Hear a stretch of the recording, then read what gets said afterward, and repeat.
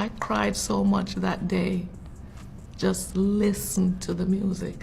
I remember I sat, I stood, I rested my head on the stereo, and I just cried like a baby. And that was therapy for me. And I said, oh my God, that was a talented young man to put those words together. And he had a beautiful voice. I love his voice and the way he came off. You know, I appreciated him as an artist and as my son. So before she passed, Miss Valletta Wallace was a mother carrying a lifetime of pain and a mountain of unanswered questions concerning her son Biggie. I mean, they say time heals all wounds, but how do you heal from losing your only son, especially when the people closest to him might have had something to do with how he died?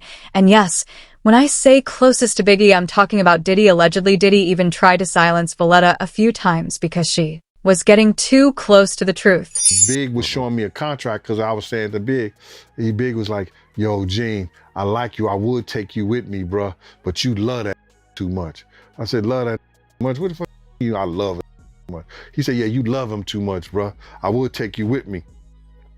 I said, nigga, how you gonna take me with you and you broke? He said, I'm broke. I said, yeah, broke, man. You owe Mike Gadget $30,000 for the system in them drop boxes he put in your truck. And he was like, yo, how you know that? I said, talk and run their mouth, Big. Yo, he said, oh. He said, but I'm about to get this money. So he showed me, I said, you about to get that money? He said, yeah, look at this.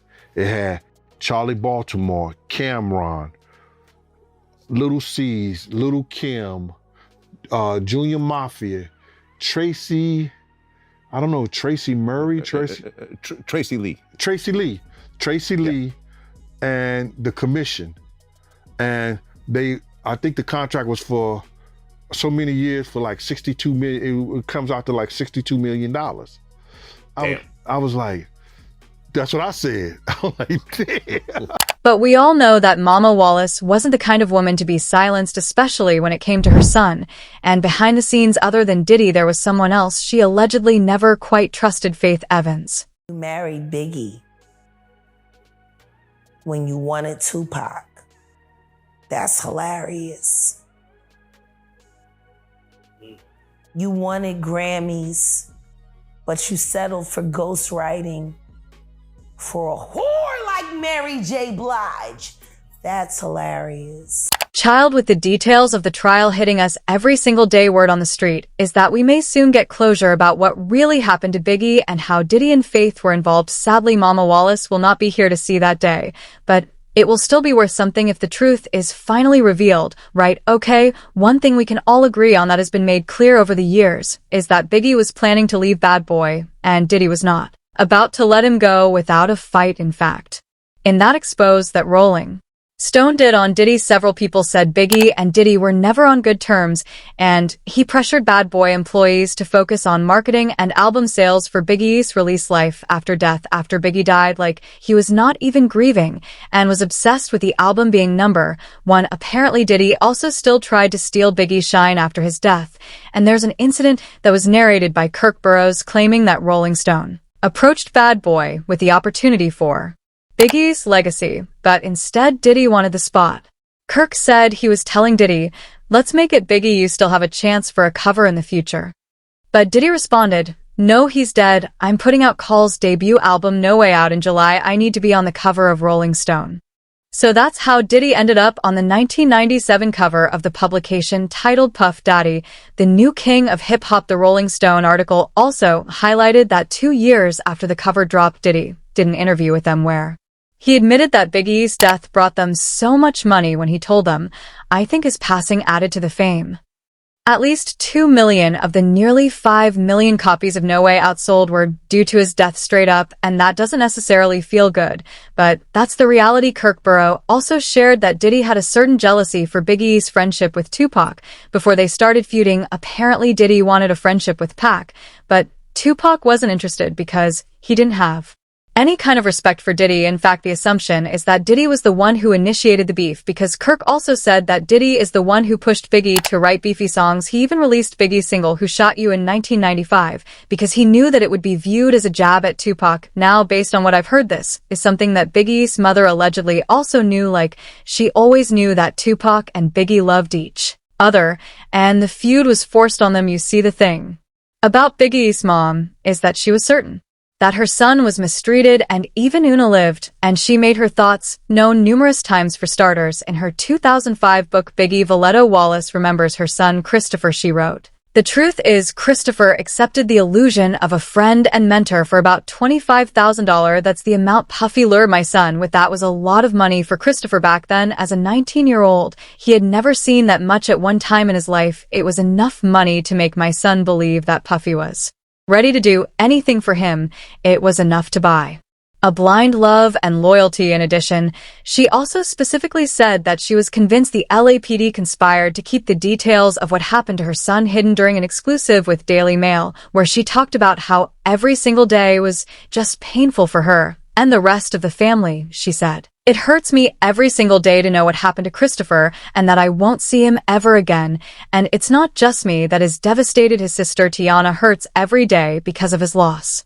As a family, we've collectively grieved, and it doesn't ever get any better for us. Any mother who has lost a child knows exactly the devastation I feel. It's the worst pain in the world, and one that I wouldn't wish upon my worst enemy. He was so young, so talented, and his life was taken far too soon. It's unnecessary that Christopher lost his life at just 20, for he was my baby, and I think about him every day when it comes to the anniversary of the passing of his death. I don't really like to talk about it. I know there will be a few tributes in honor of Christopher, and that's great. He's still remembered, but it's very tough for me and my family." Based on what she said, the LAPD detectives who investigated the case know who was responsible for her son's death, but a conspiracy prevents the case from ever being solved. She said she knew the LAPD did their investigation and found out what happened, but they just refused to move forward, and she didn't know why they had not arrested who was involved. According to Valletta, she said it seemed to her that it was one giant conspiracy and someone was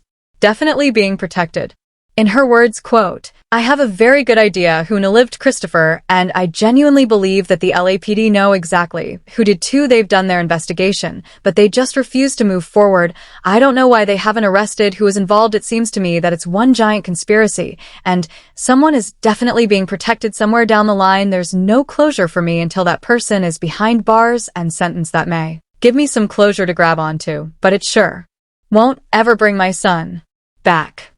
Other than this, she also talked about agreeing to be a part of the Project City of Lies, which centers around the corruption involved suppressing the investigation, and she actually opened up more about the corruption involved and said, "I have strong hope that I don't care that it takes 40 years for the truth, just for somebody to be accountable for what they did. Those in high positions try to put the case on the shelf and not let the truth come out. They do not want to expose these police officers for the crooks they are. You know, all they wanted was to save their retirement. They didn't want to ruffle their feathers. They didn't want people from the East Coast to come over. They did everything they could under the real investigation to put it on the shelf." She even said that she agreed to participate in City of Lies not only to honor Biggie's music, but for Russell Poole, who died in the middle of the investigation. And about Russell, she also said, "I hope and pray that the truth would expose them individually." Russell died exposing them. He was a man of his word. His wife said he died of a broken heart because he didn't see justice. All he saw was corruption and pure lies. Everything was hidden. In a different interview, Valletta also told Entertainment Weekly, "As long as I have life, there's hope. I'll never give up. And I hope when I'm not in this world anymore, my friends and family will carry on the fight. There is always hope." Well, even with Valletta saying all these things about her son's death while not mentioning any names, the general assumption was that Diddy was responsible because Biggie wanted to leave Bad Boy. Of course, she wasn't blind to the rumors, and she heard what people were saying about how Biggie was fighting for his rights, and the whispers that maybe, just maybe, Diddy knew something, or even played a part in setting Biggie up. My whole thing about it is that it was somebody in our crew that wanted them to know that Big was in that vehicle. And to separate it, that's where you get there was more than one people trying to kill us. You understand? You're right. That's where you get that at, brother. That there was more than one, different people was trying to kill us. Because somebody wanted to know, yo, if y'all gonna get big, here go the car with the stickers on it. But you know what, it goes even deeper than this, because Diddy was obviously not working alone, and the assumption is that Faith Evans knew exactly what happened to Biggie, which is why Faith has been out here defending Diddy when it comes to Biggie's death. I know is that Puff would never have Big. Puff would never be involved in one of his best friends. That's outside of him being his artist. You know what I'm saying? That was like, their relationship was something that I don't have that relationship with Puff. So, that's never been something that I... Of course, it's ridiculous that she would say Biggie and Diddy were basically besties when everyone else said the opposite, which makes us wonder, what exactly does she know? We even had Jaguar, right, calling out Faith for being one of the biggest snakes in Biggie's life. According to Jaguar, Faith wasn't exactly head over heels for Biggie like she made it seem, because she actually wanted Tupac and not Biggie. Yes, she said Faith married Biggie, but her heart was somewhere else entirely, in fact.